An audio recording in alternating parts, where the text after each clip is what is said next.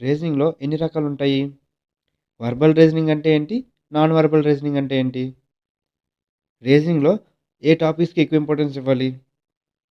SSC exam రాస్తున్నట్టయితే reasoning syllabus ఏంటి? ఒకవేళ బ్యాంక్ ఎగ్జామ్ రాస్తున్నట్టయితే బ్యాంక్ ఎగ్జామ్ రీజనింగ్ సిలబస్ ఏంటి? లేదు రైల్వే ఎగ్జామ్ రాస్తున్నాననుకోండి. రైల్వే ఎగ్జామ్ రీజనింగ్ సిలబస్ ఏంటి? సేమ్ ఇవే డౌట్స్ మీకు కూడా ఉన్నాయా? అయితే ఈ వీడియోని ఎక్కడ స్కిప్ చేయకుండా లాస్ట్ వరకు చూడండి. మీకొచ్చిన ప్రతి డౌట్‌కి ఆన్సర్ తెలుస్తుంది. Hello friends, welcome back to my YouTube channel. First question రీజనింగ్‌లో మనకి ఎన్ని రకాలుంటాయి? రీజనింగ్‌లో మనకి మెయిన్‌గా 2 రకాలుంటాయి ఫ్రెండ్స్.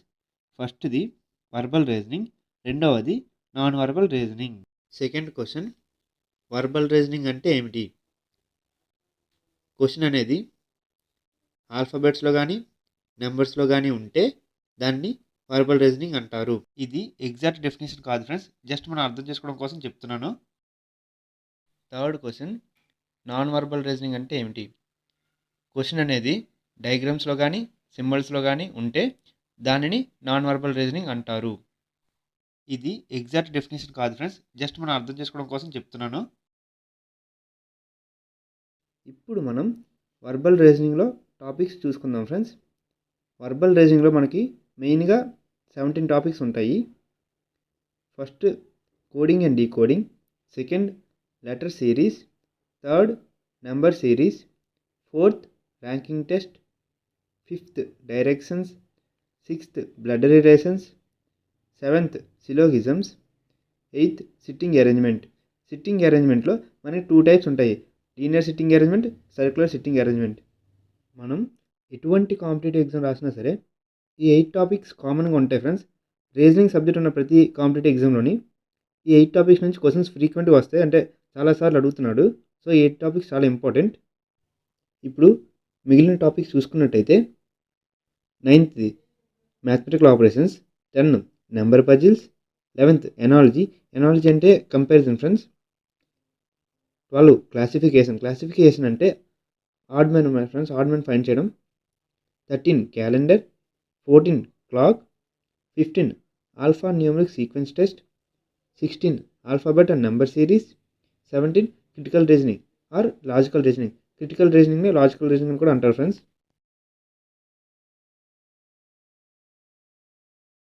ఇప్పుడు మనం నాన్ వర్బల్ రీజనింగ్‌లో టాపిక్స్ చూసుకుందాం ఫ్రెండ్స్.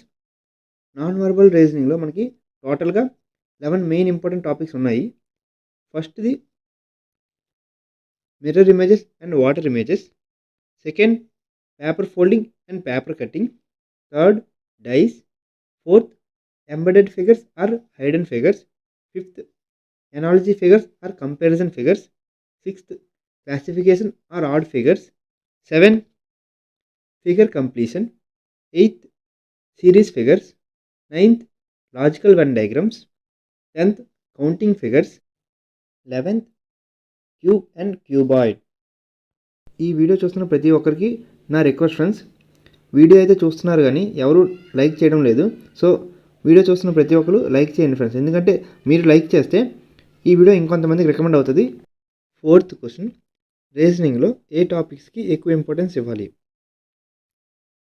నేను ఇప్పటివరకు చెప్పిన టాపిక్స్‌లోని టాపిక్ నేమ్ పక్కన స్టార్ సింబల్ ఇచ్చాను ఫ్రెండ్స్. ఏ టాపిక్స్‌కి అయితే స్టార్ సింబల్ ఉందో ఆ టాపిక్స్ చాలా ఇంపార్టెంట్. మనం ఎటువంటి కాంపిటేటివ్ ఎగ్జామ్ రాసినా సరే ఆ టాపిక్ నుంచి మినిమమ్ అంటే స్టార్ సింబల్ ఉన్న టాపిక్ నుంచి మినిమమ్ ఒక క్వెషన్ వస్తుంది. సో, స్టార్ సింబల్ ఉన్న ప్రతి టాపిక్‌కి ఫస్ట్ ఇంపార్టెన్స్ ఇవ్వండి friends. Fifth question bank exam reasoning syllabus ఏమిటి? మనం బ్యాంక్ ఎగ్జామ్ రాస్తున్నట్టయితే ఫస్ట్ వర్బల్ రీజనింగ్ టాపిక్స్ చూసుకుందాం ఫ్రెండ్స్. వర్బల్ రీజనింగ్‌లో ఫస్ట్ చెప్పిన 8 టాపిక్స్ చాలా ఇంపార్టెంట్. ఈ 8 టాపిక్స్ మనం ఎటువంటి కాంపిటేటివ్ ఎగ్జామ్ రాసినా సరే ఉంటాయి.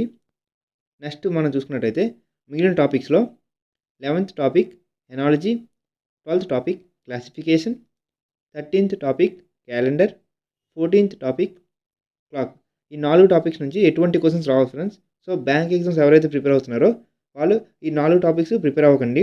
అలాగే మనం నాన్ వర్బల్ రీజనింగ్‌లో చూసుకున్నట్టయితే బ్యాంక్ ఎగ్జామ్స్‌కి నాన్ వర్బల్ రీజనింగ్ నుంచి ఎటువంటి క్వెషన్స్ రావు friends. So, non verbal reasoning కూడా ఎవరు ప్రిపేర్ అవ్వకండి. Sixth question SSC exam reasoning syllabus ఏంటి? ఒకవేళ మనం ఎస్ఎస్‌సి ఎగ్జామ్ రాస్తున్నట్టయితే మనకి రీజనింగ్ నుంచి verbal reasoning and non verbal reasoning రెండింటి నుంచి క్వశ్చన్స్ వస్తాయి ఫ్రెండ్స్. సో ఈ 2 టైప్స్ మనం నేర్చుకోవాలి. నేను చెప్పిన ప్రతి టాపిక్ అంటే వర్బల్ రీజనింగ్లో చెప్పిన 17 టాపిక్స్, అలాగే నాన్ వర్బల్ రీజనింగ్లో చెప్పిన 11 టాపిక్స్ ఈ టోటల్గా ప్రిపేర్ అవ్వాలి. ఎందుకంటే ఎస్ఎస్సి సిలబస్ చాలా ఎక్కువ, కాకపోతే డెప్త్ ఇవ్వడు ఫ్రెండ్స్. బ్యాంక్లో తక్కువ సిలబస్ ఉంది కదా అంటే బ్యాంక్లో డెప్త్ ఎక్కువ ఉంటుంది, కానీ ఎస్ఎస్సిలో రాసుకున్నట్టయితే టాపిక్స్ ఎక్కువ ఉంటాయి కానీ డెప్త్ ఎక్కువగా వెళ్ళడు, పైన అడుగుతారు అనమాట. కొంచెం ఈజీగా ఆన్సర్ చేసేటట్టు ఉంటాయి. సో ఎస్ఎస్సి ఎగ్జామ్ ఎవరైతే ప్రిపేర్ అవుతున్నారో verbal reasoning and non verbal రీజనింగ్లో చెప్పిన ప్రతి టాపిక్ ప్రిపేర్ అవ్వండి friends. 7th question, railway exam reasoning syllabus ఏంటి?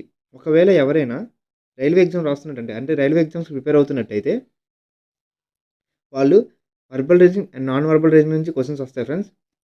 రైల్వే ఎగ్జామ్ రాస్తున్న వాళ్ళు నేను ఏవైతే టాపిక్స్ చెప్పానంటే సేమ్ ఎస్ఎస్సి ఎగ్జామ్ లాగా రైల్వే ఎగ్జామ్స్ కూడా అన్ని టాపిక్స్ కవర్ అయి ఉంటాయి, కాకపోతే డెప్త్గా వెళ్ళడు.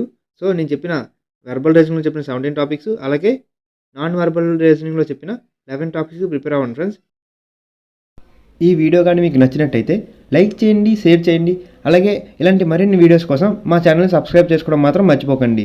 నా యూట్యూబ్ ఛానల్లో ఫస్ట్ కాన్సెప్ట్ చెప్తాను ఫ్రెండ్స్. ప్రతి టాపిక్ కాన్సెప్ట్ చెప్తాను.